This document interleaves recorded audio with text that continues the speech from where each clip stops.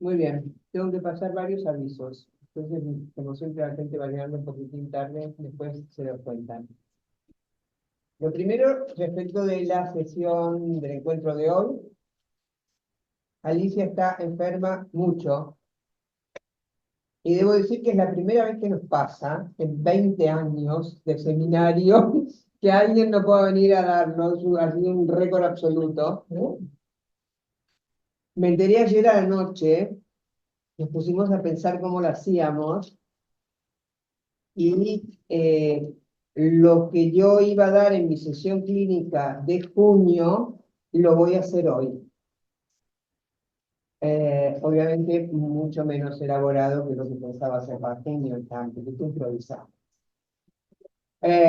Entonces, el 13 de mayo, que no será el 20, sino el 13, por favor, apunten. 13 de mayo, Sí, porque el 20 de mayo nos hemos dado cuenta que es festivo, es la segunda Pascua. Nos hemos pillado los dedos con la fecha. Ya una semana antes. Va a ser el segundo. Va a presentar a Alicia su caso. Y Verónica, que estaba el 13 de mayo o el 20 de mayo, va a presentarlo en junio, que era mi fecha. Bueno, ya lo vamos a cambiar todo esto en el programa de internet, de la web. Y vamos a hacer un encuentro con el sábado 23 de marzo a las 10 de la mañana con Mariana Indar. ¿En serio? Sí. ¿Sábado? ¿Online o aquí? No, aquí ¿Va a venir? viene a Barcelona. Le hemos invitado a hacer un encuentro y aceptó. ¿Y aceptó? Sí. ¿23 o 26? Aceptó. 23. Sábado 23. No tenemos confirmado el lugar, hemos pedido esta sala, pero la he pedido hoy porque todo esto ha sido confirmado estos días. ¿Cuál es el tema? Lo va a mandar, no está todavía. Pero va a hacer una propuesta. El tema, no, ya lo propuso, no tengo el título, pero va a trabajar sobre las relaciones del psicoanálisis con la interdisciplina, los límites y la frontera. Este va a ser el tema. Sabéis que Mariana es profesora de yoga y psicoanalista. En Umbral hay otra persona que, un par, que son profesoras de yoga y psicoanalistas también. Bueno, Paula está preguntando si lo de Mariana se va a hacer online también. Yo creo que sí. creemos que sí. Está todo en fabricación. Bueno, entonces, para quienes no sepan, Mariana Indar fue una de las fundadoras de Umbral. Se volvió a la Argentina y esta es la primera vez que vuelve en más de 10 años o 12 años. Bien, entonces, Nemperfeina. Se acabaron los avisos. Tenemos a Marcelo Edward, presencial, porque siempre está allá atrás. Es un gusto. Marcelo, bueno, es conocido de muchos de todos, es miembro de Umbral, por supuesto. Es miembro de la Fundación Europea para el Psicoanálisis y ha armado, junto a muchos colegas de Umbral y otra gente, un nuevo espacio que se llama Discurso, y algunos de ustedes están participando en los seminarios que también han armado. Entonces, adelante cuando quieras, con este capítulo 5, que por cierto, se nos han acabado las traducciones de Ricardo y empezamos a trabajar con la edición de Paidós. Los que quieran comprarse el libro, se pueden comprar el libro, de este seminario. No está Está editado. No está publicado el libro. Que yo creo No que está publicado. Es que cuando Pero me sí está online. No. No, pero eso- Hay una versión, pero no está publicado. Pero es una edición como la de Paidós. Ah, Y entonces, Alejandro, tú vas a mandar el PDF como si... Sí, pero ya lo he enviado. Ya lo has enviado. Uno de los archivos es todo el seminario. Todo. Igual, uno de los archivos, los que me han pedido, sí, a ver, Sí, lo envío. yo tengo los 4 primeros capítulos, pero yo después de los 4 capítulos... Bueno, yo lo envío. Sí. A que me lo piden, Sí. lo envían. tienen que pedirlo a coordinación, ¿ok? Pero es un link, se encuentra en la web, yo no le pedí nada a Ale y si lo buscáis lo encontráis. Yo puse seminario 12, clase número 5 y lo encontré. Hay una versión de Bogotá, de una institución colombiana que tiene también. Ah, todo que el- pensé que era de País 2. Como está ordenado como lo de País 2. Sí. Mirá vos, bueno, perdón, Bueno, muy bien, adelante.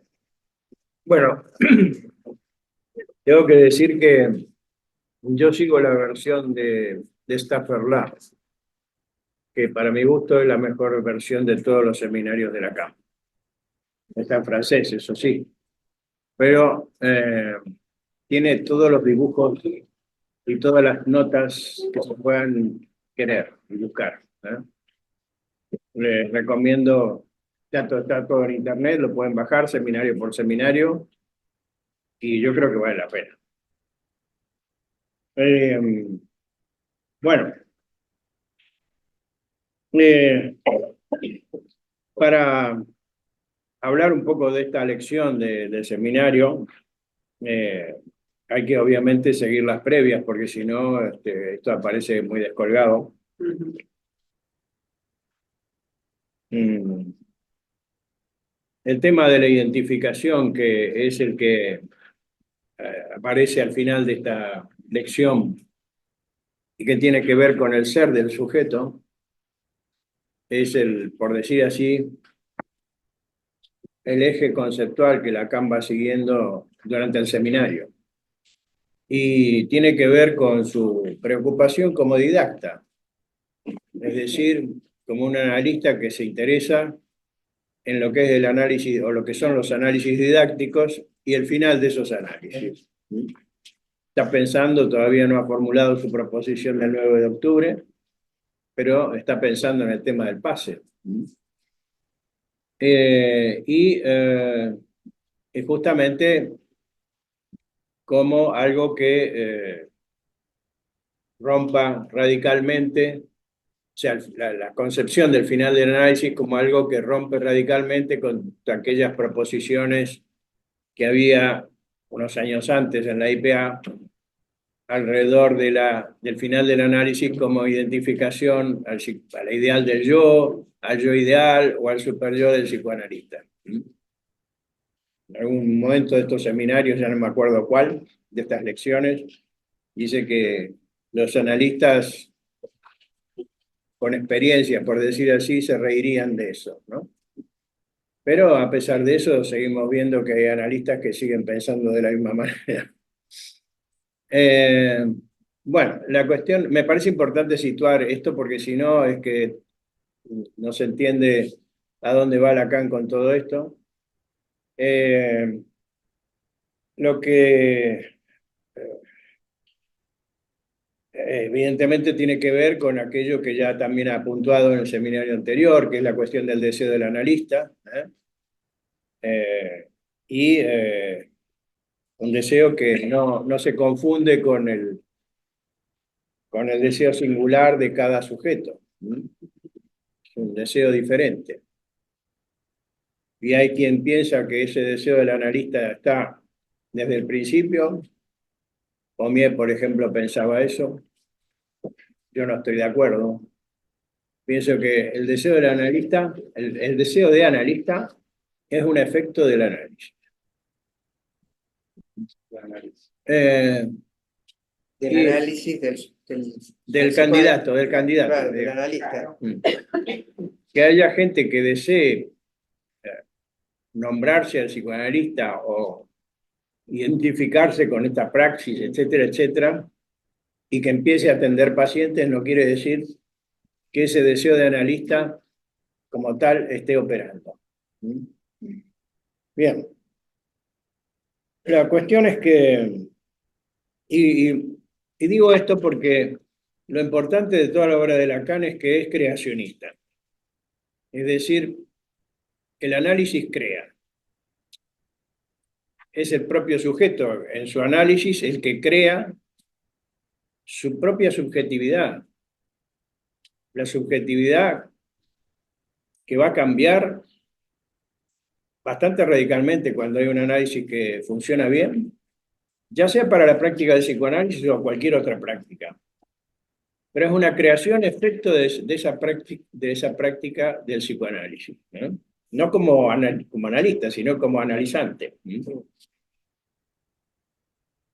Y todo esto tiene que ver con que el significante es creacionista. Es decir, que hay retroacción significante, que por la estructura de la cadena significante siempre hay retroacción, y por lo tanto hay posibilidad de creación. Lo cual parece una obviedad, pero es que ninguna psicoterapia podría ser pensada si no hubiera esta capacidad de creación. No tendría ningún sentido que hubiera psis si todo estuviera ya determinado. Bien. Bueno.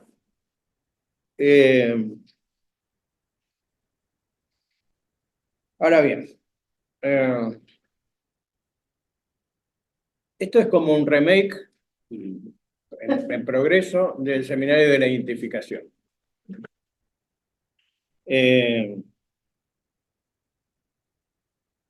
Ahí hay una tesis básica que él seguirá toda la hora, durante todo el tiempo, que es la cuestión del significante que representa un sujeto para otro significante. Significante el S1 que representa el S2, después lo escribirá así, significante del saber, significante por lo tanto del otro. Ese significante 1, o amo, es lo que él llamó en alguno de sus escritos el significante de la demanda.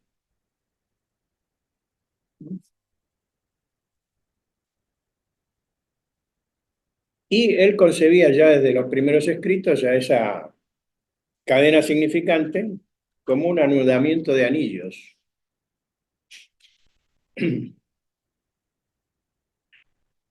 El significante amo que comanda la cadena inconsciente, el discurso del amo es el discurso de lo inconsciente, es el que articula el síntoma fundamental del sujeto. Cabe recordar que el significante de la demanda, el S1 en su repetición, genera un agujero central que es el del deseo. Lo crea. Es decir, no es que el agujero está antes.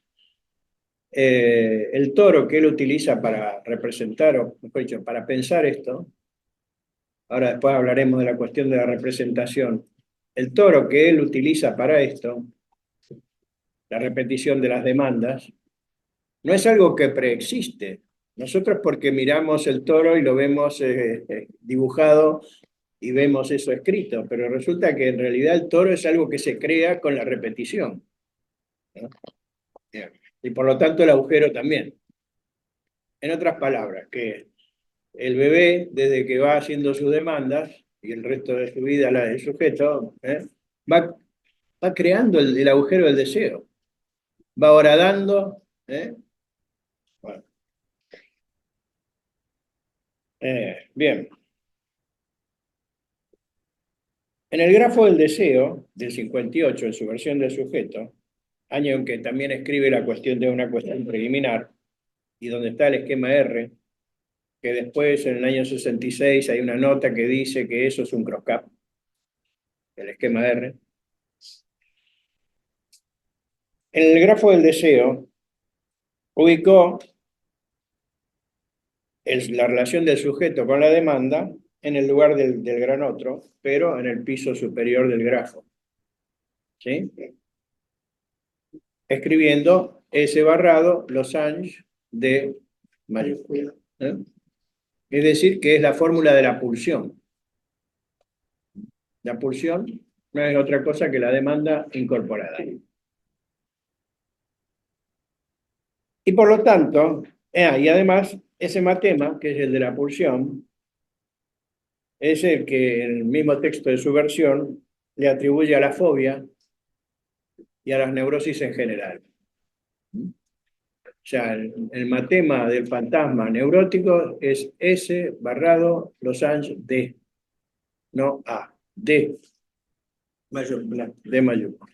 Porque justamente el neurótico escucha el deseo del otro como una demanda, como una exigencia. Es decir, que en lugar de escuchar que cuando el otro habla, dice, etcétera, etcétera, está expresando su carencia fálica, su deseo, lo escucha como una orden. Bien.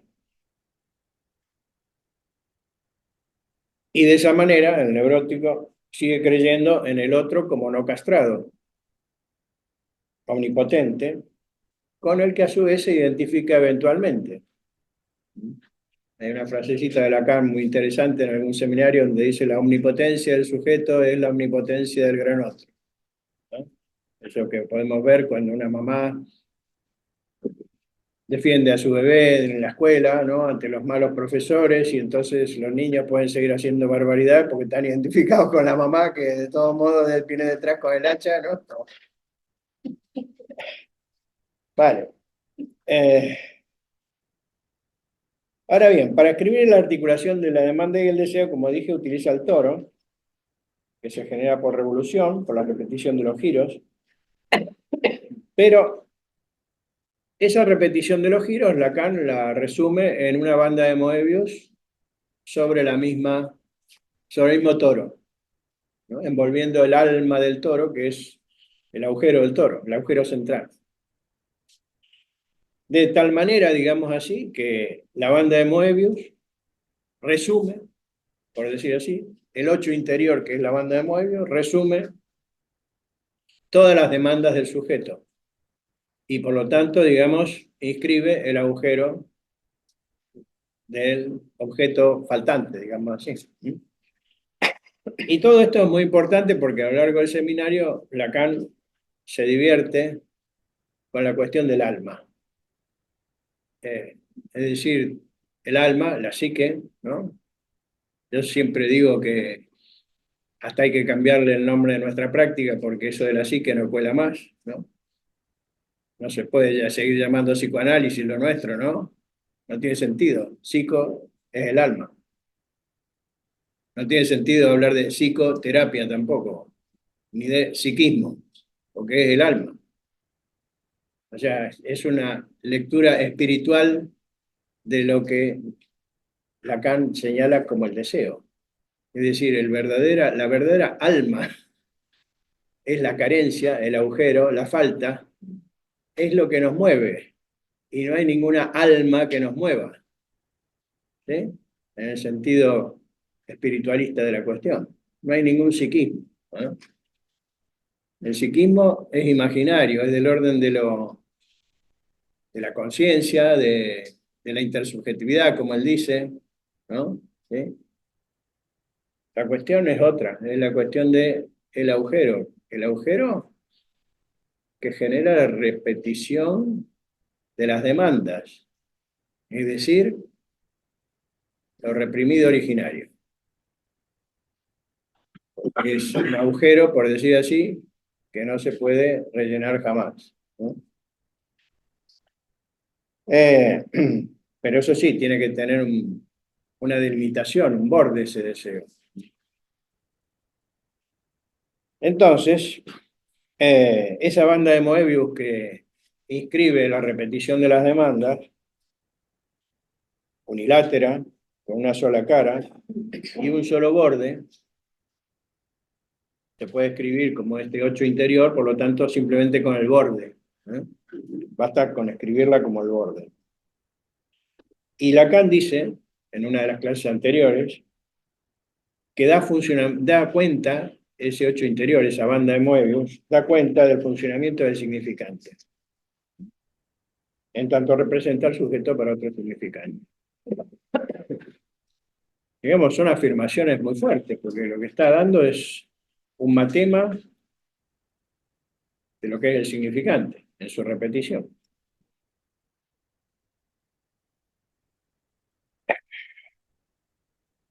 Y hay que tener en cuenta que esa repetición introduce una dimensión temporal.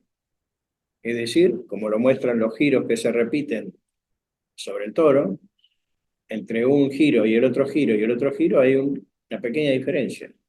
¿Sí? Se va introduciendo una dimensión temporal, que es lo que él después, al final, va a relacionar con la cuestión de los tres tiempos: el instante de ver, el tiempo para comprender y el momento de concluir. Bien. Es una dimensión temporal que no es lineal,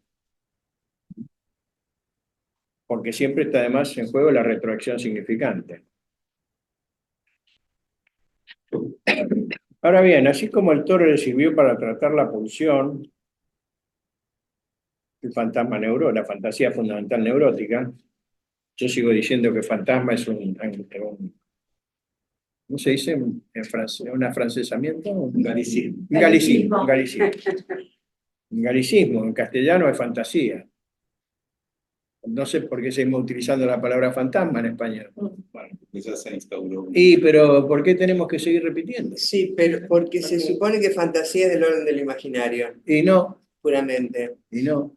Claro. Y López Ballesteros al Freud lo traduce como fantasía Fantasía. fundamental. Claro, Sí. claro, Sí. Fantasía fundamental. claro. Fantasma es otra cosa, es el fantôme en francés o el ghost. Sí. Es el fantasma de los castillos. Bueno. Así como el toro le sirvió para tratar la pulsión, la fantasía neurótica, el cross-cup le permitió abordar la fantasía fundamental. Es decir, la que a la vuelta del grafo encontramos después de pasar por el SA barrado. Es decir, la relación entre el sujeto y el objeto A, y no la demanda. Es decir, que al pasar por el significante del abarrado, que para mi gusto es el nombre del padre, al pasar por el significante de abarrado, digamos así, se puede llegar a escribir el sujeto como deseante de un objeto que no hay. Es decir, que la inscripción del sujeto, del objeto que falta o del objeto que no hay, que causa el deseo, es el efecto del barramiento del otro. Para que el niño se constituya, el bebé se constituya, digamos, constituya su fantasía fundamental, hace falta que opere la función del significante del nombre del padre. Bien. Y si no, hay lío. Bien.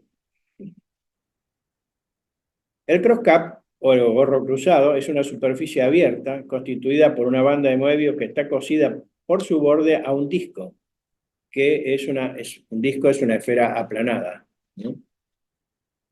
Si uno pincha una esfera, es un disco, ¿sí? Es decir, que uno coge una banda de Moebius, cose por su borde un disco y obtiene el cross-cup.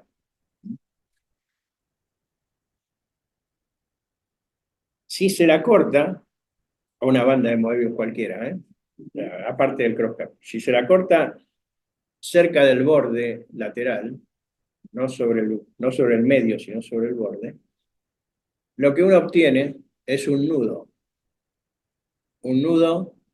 entre una banda de Moebius que se produce por el corte y una banda bilátera que es equivalente al disco o la esfera aplanada. Por lo tanto, digamos, hay una articulación entre algo que es unilátero, el sujeto, y algo que es bilátero, el objeto.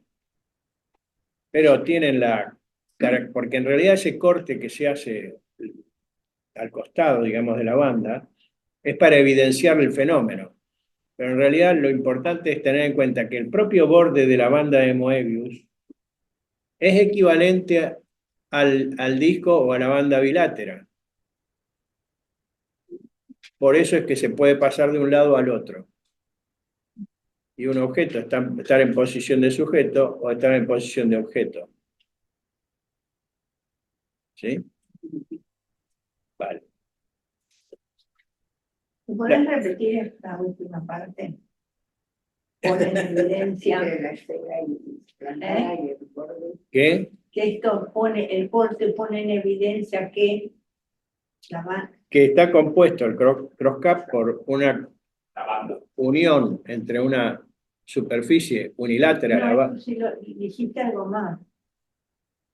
Que no hace falta el corte. No, que digamos que el corte no es imprescindible, es solo una operación para poner en evidencia la característica de la banda que al cortarse produce un anudamiento entre una cosa y la otra.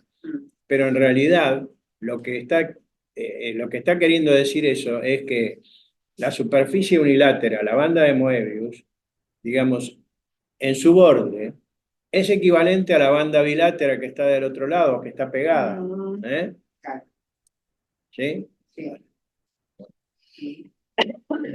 Y dijiste por eso se puede pasar Y de se- un lugar a otro. Y un Del sujeto sujeto puede para estar en pasar al objeto, del objeto al Sí. Ah. Que eso, si ustedes se acuerdan, en el seminario creo que era sobre la transferencia, Lacan habla de esta relación sujeto-Losange A y el menos phi que pasa de un lado o del otro, que puede pasar de un lado o del otro. Obviamente ese pasaje del menos phi de un lado o del otro, ¿no es cierto?, es lo que también se puede entender como esto. Esta cuestión de que el sujeto puede estar de un lado o del otro.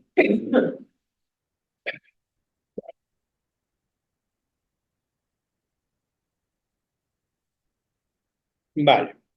Por eso es que también el fantasma o la fantasía fundamental se puede escribir como S barrado, banda de Moebius, objeto A. No, ¿Sí? El Losange se puede reemplazar por una banda de Moebius. Vale.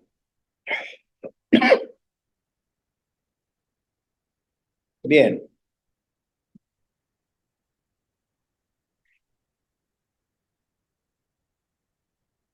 En los fundamentos del psicoanálisis abordó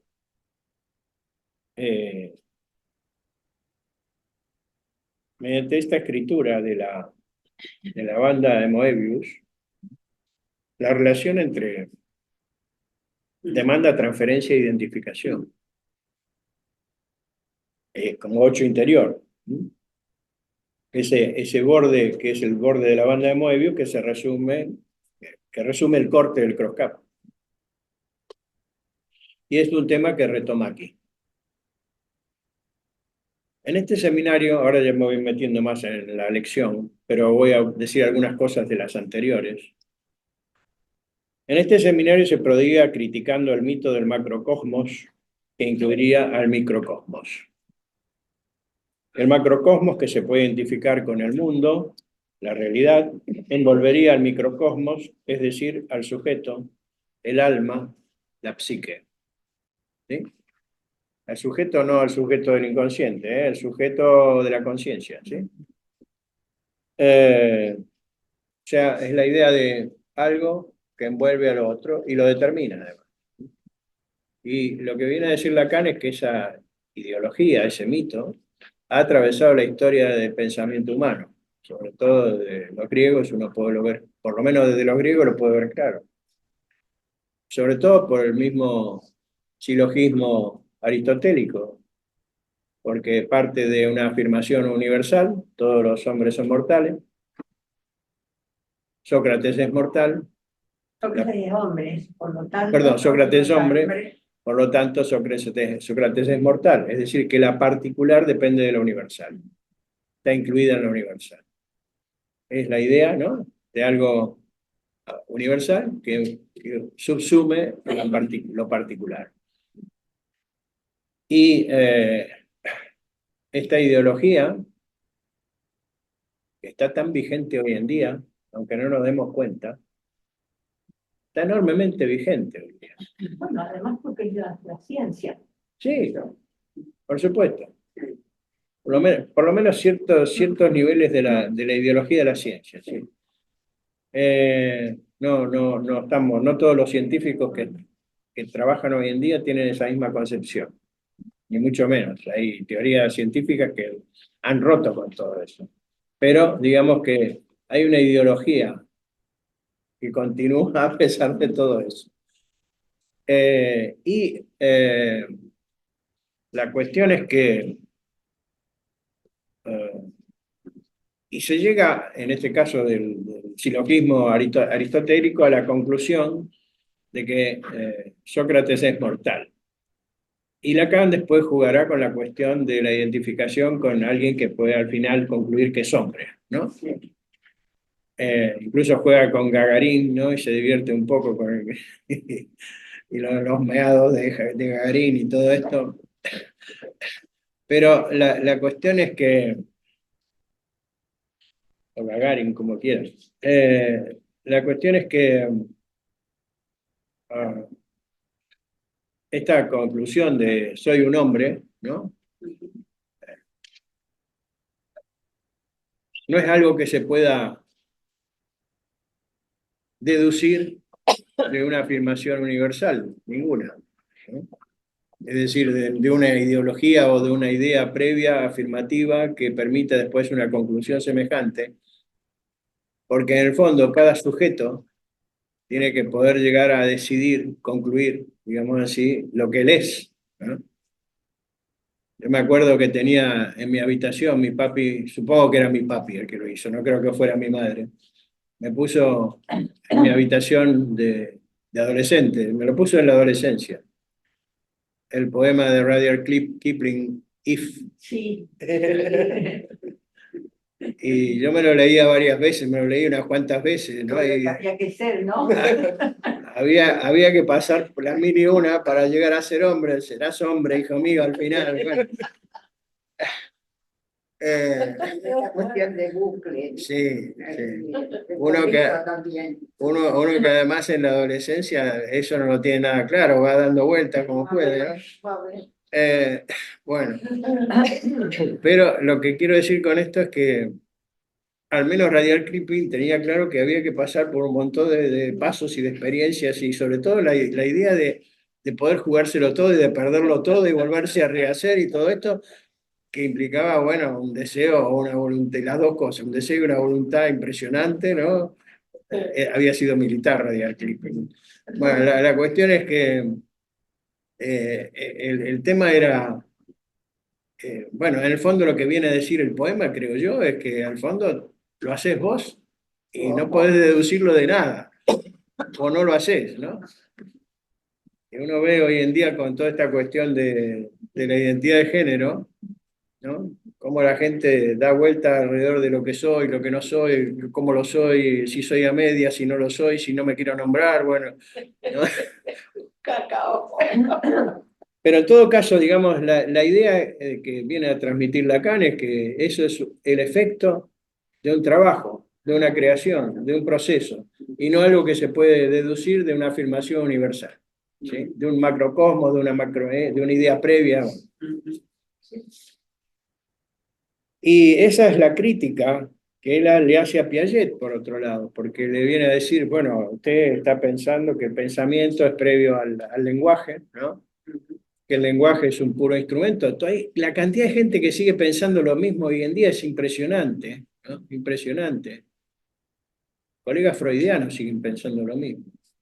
No, ya no me refiero a gente del común, ¿no? Del vulgo. O universitarios, profesores, no, me refiero a psicoanalistas que siguen pensando que el pensamiento es anterior al lenguaje, ¿no? Y bueno, le viene a decir a Piaget, no, el pensamiento es algo que estructura, que el lenguaje estructura, le da una estructura, y si no, digamos. Y es la misma crítica en el fondo, porque tomé primero lo del macrocosmos, es la misma crítica que le hace a Bertrand Russell, ¿no? Es decir, la idea de que habría, después de construir un edificio de metalenguajes, ¿no?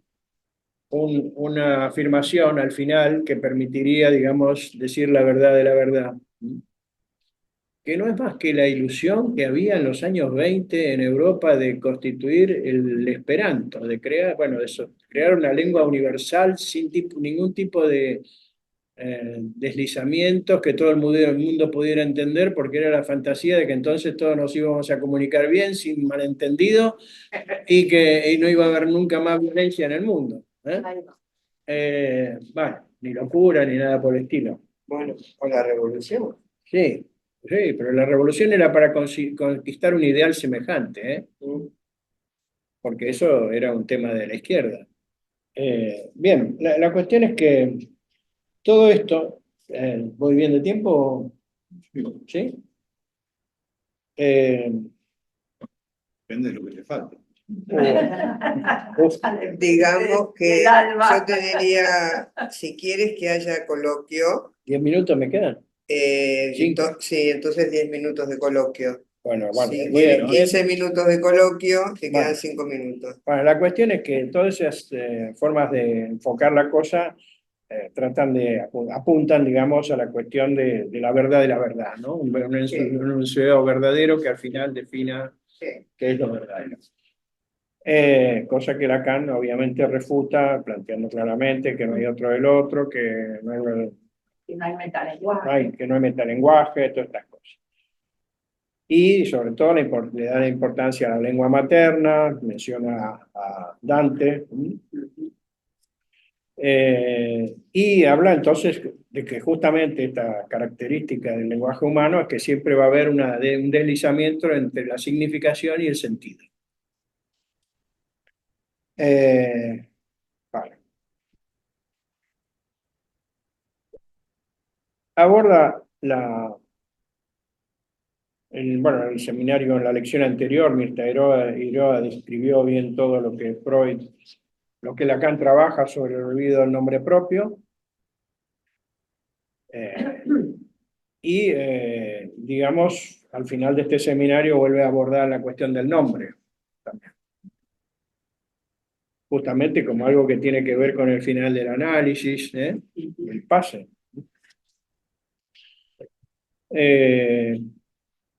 Pero utiliza entonces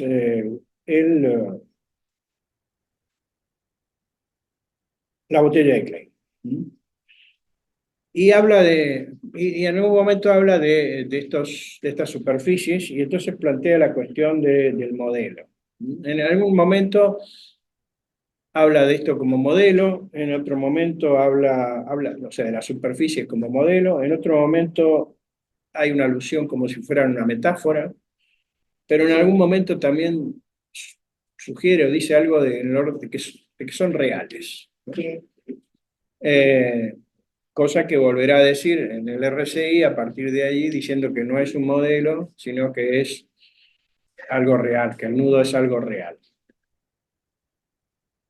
Y hay que entender qué quiere decir esto, ¿no? Entonces, ¿qué es un modelo? Hay dos versiones del modelo. Una es, por ejemplo, si se quiere estudiar el flujo de los vehículos en la ronda de Dahl. Entonces se le encarga a un matemático que haga un modelo del flujo de la circulación de los vehículos en la ronda de Dahl, en hora punta, por ejemplo. O en otras horas. La cuestión es que el modelo, el modelo que puede hacer el matemático es una representación simbólico-imaginaria de lo que podría ser el referente, que es el flujo real de coches o de vehículos. Esa es una noción de modelo. Hay otra noción de modelo que es al revés. Es decir, por ejemplo, la de que el hombre de las ratas es el modelo paradigmático de la neurosis obsesiva. Es decir, que un caso es tomado como modelo de una estructura clínica. Se parte de algo real, que es el caso, para construir el modelo. ¿Sí? Entonces, mejor dicho, el caso es el modelo. Es como el caso IME. El caso IME es es el modelo de la paranoia de autopunición. ¿Sí? ¿O sería un modelo construido o un modelo a construir?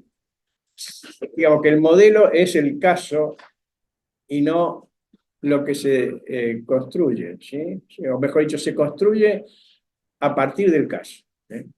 es lo que se llama elevar el caso a la dimensión del paradigma. ¿Sí?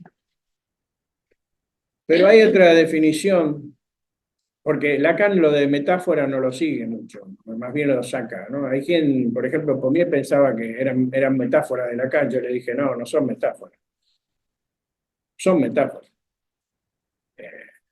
El nudo es real. ¿Por qué es real el nudo? Aparte de que está la dimensión de lo real, la dimensión de lo real en juego. Porque son 3 dimensiones, dimensiones del dicho. Entonces, la cuestión es que es real porque es una escritura. Es la única explicación para decir que el nudo es real, o que estas superficies son reales. Son escrituras. De hecho, Vapereau, que conocía algo de epistemología, conocía mucho de lógica y epistemología, decía, estos son escrituras. Punto. ¿Por qué son escrituras? Son escrituras como la fórmula de la relatividad. Es una escritura. Es real. Está escrita. Y cambió el mundo. Cuando Lacan está intentando escribir la superficie, con las superficies y los nudos, el funcionamiento del sujeto representado por un significante ante los otros significantes, está tratando de escribir un matema del funcionamiento, no del psiquismo, sino del sujeto de la palabra, en la transferencia, porque lo que le importa es en la experiencia analítica. Es mi lectura del asunto. ¿Puedo decir una cosa? Sí. Lo importante para esto del nudo es que el significante nunca puede representar la totalidad para nuestro significante. Entonces queda un resto, que es el objeto, del que siempre vamos a buscarlo, ¿no? Siempre hay agujero. Y ese agujero está en el nudo. Sí, sí. Bien, entonces,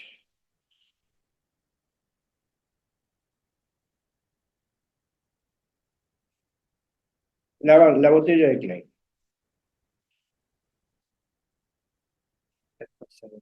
Sí, 2 minutos sobre la botella de Klein. Yo no termino de entender qué es lo que quiere decir Lacan con la botella de Klein. Entiendo lo que quiere decir con el toro, con la banda de Moebius, con el cross-cap, pero a dónde apunta no lo entiendo. A lo mejor si sigo más, profundizando más en el seminario lo entenderé. Por ahora no lo entiendo. ¿Para qué utiliza Lacan la botella de Klein? Uno ve claramente que es una superficie no orientable, porque se construye cosiendo 2 bandas de Moebius. ¿Sí? Bien. Y que, digamos, implica una relación entre interior y exterior, o sea, no es cerrada, que lo que hay en el interior, por ejemplo, un líquido cualquiera, una botella, no se vuelca al exterior, no se puede volcar, lo cual quiere decir que hay una intimidad que se mantiene. ¿Sí? Pero, digamos así, y que hay una inversión de la demanda, digamos así, en un punto que desde afuera no se puede localizar. Pero ¿a dónde quiere apuntar con esa reversión de las demandas? No sé, ¿qué es lo que quiere decir él respecto de la cura analítica? Porque en el fondo todo esto es para pensar la cura analítica. Sí. Bien. Bueno, lo dejo ahí porque yo no les puedo aportar más nada por el momento sobre el tema de la botella de Klein. Si alguien lo sabe, me encantaría escucharlo. Vale, muchísimas gracias. Gracias.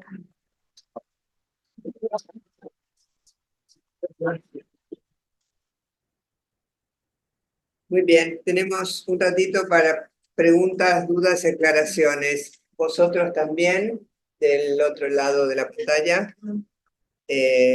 Si queréis pedir la palabra para preguntar. Graciela.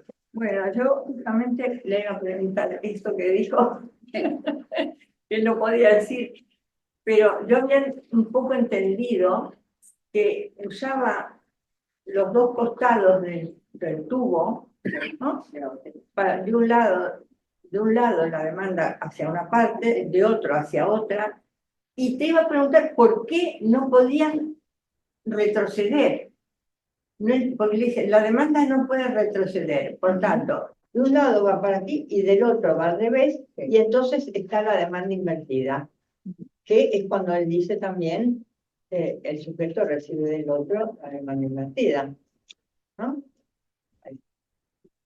Yo entendí que él usaba la botella de Klein para mostrar cómo en determinado momento, si no se puede invertir, si ya no se puede retroceder, hay un momento en que el sujeto, como vos dijiste, tiene que decidir. Como si todos los rollos esos fueran, si haces tal cosa, si haces tal otra, serás un hombre y mío. Entonces hay un punto en que el sujeto tiene que decir qué hace con su masculinidad, con su feminidad, Con todos los mandatos paternos. de todos los mandatos paternos, Con todos los sí. o maternos, porque Lacan aquí desarrolla el Edipo, que dice cuando el nombre es para el nombre que hay que matar, el deseo de matar al padre para quedarse con la madre, hace como un Edipo freudiano, freudiano, para después mostrar cómo es a partir del nombre que se puede llegar al complejo de castración. Y que eso es lo importante en la psicopatología de la vida cotidiana, que la vuelve a tomar, ¿no? Porque en la clase anterior había dicho que Freud se identificaba con los médicos, por eso no podía decir algunas cosas sobre el sexo. Pero claro, no te pregunto por qué no puede retroceder, porque a lo mejor, eso era lo que yo quería preguntar. No, la pregunta que yo me hago es, ¿qué es lo que él nos quiere decir de lo que es la cura analítica con eso? Porque Es que me parece que ahí, cuando él habla de eso, no habla de la cura, pero todavía no llegó a lo que vos dijiste al final del análisis. Es un momento, ¿no? Sí, un momento. ¿Hay alguien Pero que por allá que quiera decir algo? Me encantó el recorrido que Sí, hiciste. muchísimas gracias. Sí, La verdad, fantástico. la verdad, Matei, Sí. Quiero dos puntuaciones. En la versión en castellano del 5 que cuelga en internet, quiero decirles que está mal escrito Nachtraschlich. Lo ponen, sin traducirlo, ponen en alemán, es la precu de Lacan y la posteriori nuestro, pero lo escriben de tal manera que yo no lo reconocí como error, me fui al diccionario y quiere decir nocturno. Pensé, qué simpático. Me quedé mirando bien el texto y esa es la precu. Digo para que si están trabajando con esa versión que lo corrijan. Y me pareció muy interesante lo que dijiste sobre la vigencia actual de lo universal y lo particular, porque sirve muchísimo para entender la exigencia de la evidencia científica. La gran crítica que se le hace al psicoanálisis es que no tenemos evidencia científica, efectivamente, porque es de lo particular. es de lo singular. Y claro, y en la singularidad, no, cómo se da cuenta a nivel universal, que también, bueno, es la búsqueda esta de Lacan, ¿no? Una mano levantada, una tensa. Ana pensar. Ana, una científica. Sí, Ana. A ver, no se te oye, espera. No se te oye. Pero tienes que autorizarte, Ana, a hablar. Sí, estaba hablando, pero no se oía. No, Ana, no se te escucha. Tienes que darte sonido. No. Bueno, en principio tendría que salir tu sonido, es un problema tuyo. A lo mejor Tu ordenador. no puso en el ordenador. Pon el ordenador. Si no, escríbelo y lo leemos. Claro, escríbelo y lo leemos. Sí, Bueno, gracias.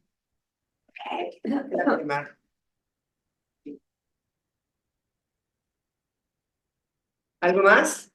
Ahora se me viene Sí. una cosa, es que lo real porque es escritura, pero al mismo tiempo Lacan dice que lo real es lo imposible y está fuera de lo simbólico. ¿Cómo se combina eso con es una escritura? Digamos, escribir es un acto.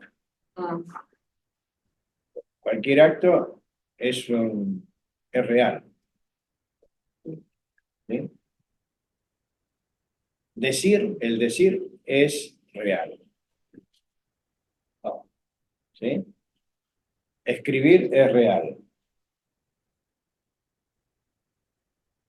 Cuando Einstein hace su fórmula sobre la relatividad o Newton la suya, escriben, es un acto, y a partir de allí crean un mundo.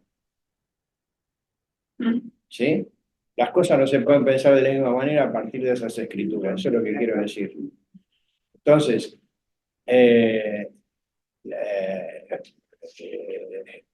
¿se entiende, no? Lo que digo o no.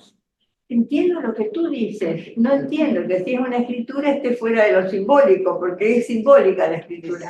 No, no, la escritura es real. La escritura es real para Lacan. Lo jurídico es todo real. Lo simbólico es del orden de la verdad. La escritura utiliza símbolos, ¿Eh? pero es real. Claro, se utilizan símbolos, pero el acto de escribir es Sí, real. Y todo lo jurídico, por ejemplo, es real. Ahí está. Pero, permiso, perdón. Yo me quedé con lo mismo que dijo Graciela. Entonces lo que no está escrito no es real. Y por otro lado, la formalización no es la formalización más que lo real, formalizar. Esto me viene de la facultad, muy probablemente. ¿Sí? Una manera de formalizar. ¿Sí? Por eso utiliza la topología y la matemática y hace una fórmula del objeto A y demás. O poner una letra. Eso lo hace real. Digamos que lo que es real. Sí, sí, el hecho mismo de estar escrito es que es real. Mm. Una cosa es que sea real y otra cosa es que esté en lo real. No es lo mismo, no significa lo mismo. Y entonces, Bueno, digamos que uno puede, supongo, hacer una canción con un matema. Quiero decir que puede seguir con eso y hacer otras cosas que no sean, digamos así, una secuencia de fórmulas matemáticas. Puede tomar eso escrito y hacer muchas cosas con eso escrito. Puede hacer una pintura con eso escrito. Una obra, un cuadro. Es decir, puede retrabajarlo, es decir, que puede ser, porque hay una relación de ida y vuelta entre lo simbólico y lo real. Quiero decir que nosotros tomamos lo real y vamos hablando de lo real. Al hablar estamos en la dimensión de la palabra, es decir, de lo simbólico. Recreamos con lo simbólico lo real. ¿Sí? Pero lo real, digamos así, es efecto de un acontecimiento. La escritura misma es un acontecimiento. Lacan en este seminario tiene todavía las aspiraciones de que con la creación de algún dispositivo que después será el del pase, digamos, tiene la aspiración de que eso que pasa en la cura analítica y al final del análisis se pueda de alguna manera transformar en algo que tenga un valor científico. Lo dice. ¿Qué quiere decir científico? Que pueda ser reconocido como algo que es válido. Para transformar el decir en escritura. El decir es un acto, lo dicho son dichos, o sea, son significantes, son palabras. Pero eso es palabra hablada, digamos, la escritura no es palabra hablada. Escrita. Es una palabra escrita que, digamos, es un decir escrito. Vale, última intervención, Rité, te damos la palabra, que de esto sabes un montón, además. Solo para apoyarlo un poco a Marcelo, por el lado de la letra como borde entre lo real y lo simbólico, eso puede facilitar quizás Claro. comprensión del asunto. Pensarlo como borde entre lo real y lo simbólico. Muy bien. Muchas gracias. Gracias. Ok, dejamos aquí. Muchas gracias, Marcelo. Bueno.